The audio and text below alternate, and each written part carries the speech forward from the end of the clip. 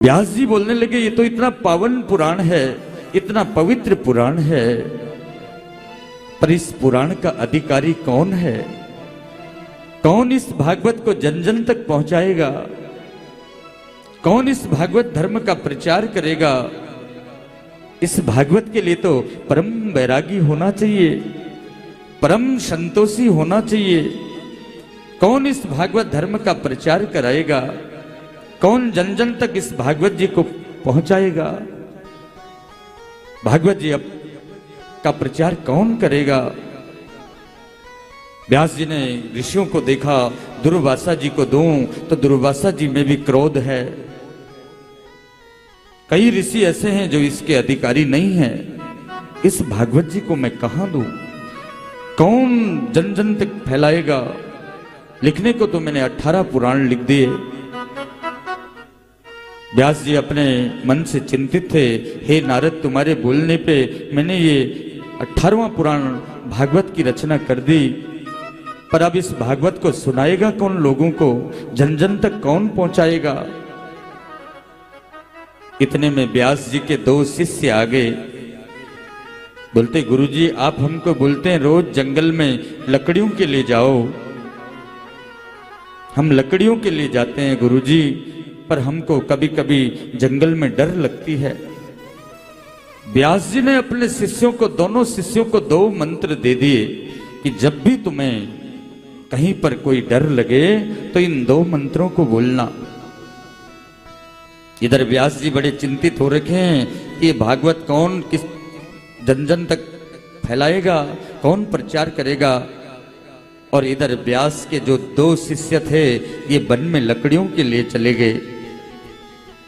और इन दोनों शिष्यों ने देखा कि एक गुफा के अंदर एक कोई जटा बिखरी हुई है और ध्यान अवस्था में बैठे हुए हैं। दोनों व्यास शिष्य आपस में बात करने लग गए। एक शिष्य दूसरे शिष्य से बोल रहे हैं कि भैया इस गुफा के अंदर देखो, ये कोई संत है, गंधर्व है, यक्ष है, कौन है? दूसरा शिष्य बोलते हैं, तुम क्यों घबरा रहे हो? हमारे गुरुजी व्यास जी ने हमको क्या बोला है, जब तुमको कोई डर लगेगी तो इन मंत्रों को बोलना। दूसरा शिष्य बोलता है, बोलो बोलो, जो आपको सिखाया है उस मंत्र को बोलो। तो व्यास शिष्य उस मंत्र को बोलने लग गया।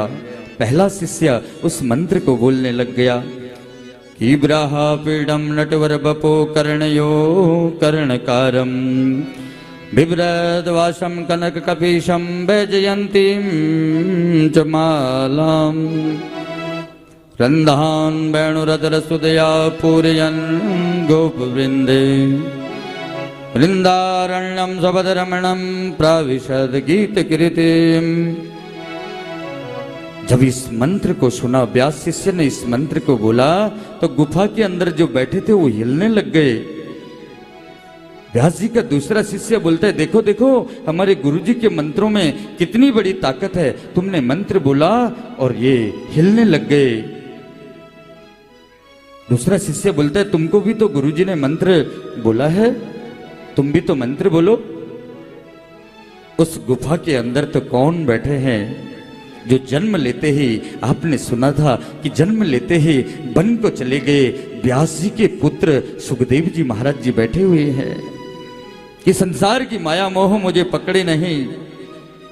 जब उन्होंने ये मंत्र सुना तो इस मंत्र में भगवान की ही वंदना है कि ब्राहा पीडम नटवर बपो कर्णयो कर्णकारम बिभ्रद्वासं कनक कपीशम वैजयंतीम च मालाम रंधान वेणुरधर सुदया पूरयन् गोप वृंदे वृंदारण्यम सबदरमणम प्राविशद गीत कृतिः। भगवान के रूप का वर्णन है कि भगवान ने मयूर पिच्छ धारण कर रखा है, पीतांबरी धारण कर रखी है, भगवान के सुंदर नेत्र हैं, भगवान के घुंघराले बाल हैं, भगवान ने बैजंती माला धारण कर रखी है। भगवान के उस रूप की चर्चा सुन करके सुखदेव जी महाराज जी हिलने डुलने लग गए, ध्यान टूटने लग गया।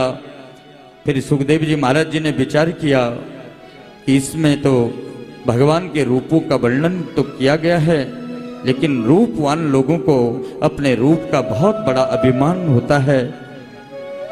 सुखदेव जी तो फिर ध्यान अवस्था में फिर दोबारा बैठ गए। व्यास शिष्य बोलते, मेरा मित्र, मेरे मंत्र बोलने से तो ये उठ गए थे, उठने ही वाले थे और फिर ध्यान अवस्था में बैठ गए हैं। व्यास शिष्य बोलते, तुम भी तो मंत्र बोलो जो तुमको गुरुजी ने दिया है। दूसरा शिष्य भी मंत्र बोलने लगा कि अहो वकीयम स्तन कालकूटम जिगाम सयापाय यद्यप्यशादवीं लेवे गतिं धातृचितां ततोन्यम कम वा दयालो शरणं व्रजेमाहम्। दूसरे शिष्य ने जब मंत्र बोला तो सुखदेव जी महाराज जी जो ध्यान अवस्था में थे, उन्होंने देखा कि इस श्लोक में तो ऐसा लिखा है कि भगवान कितने दयालु हैं।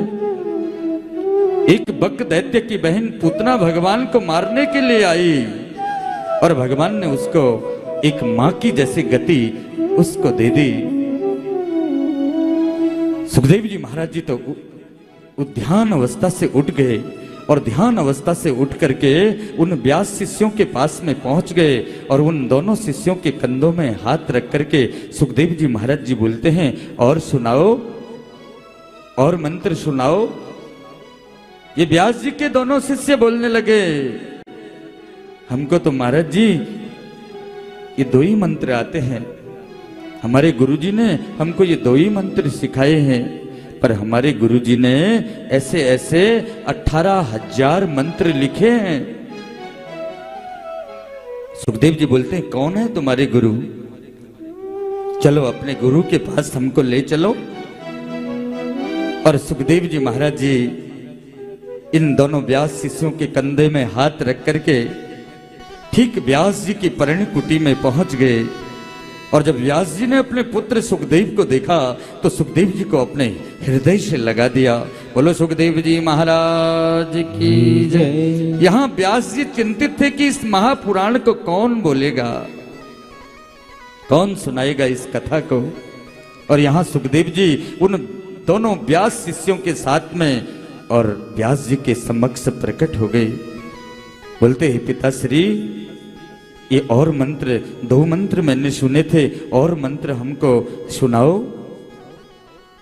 व्यास जी बोलते, बेटा मैंने तो ये 18वां पुराण श्रीमद् भागवत की रचना करी है, तुम तो जन्म लेते ही वन में चले गए थे, और इसके असली अधिकारी हे पुत्र तुम्हारे सिवा और कोई नहीं हो सकता, क्योंकि तुम तो परम संतोषी हो, परम बैरागी हो।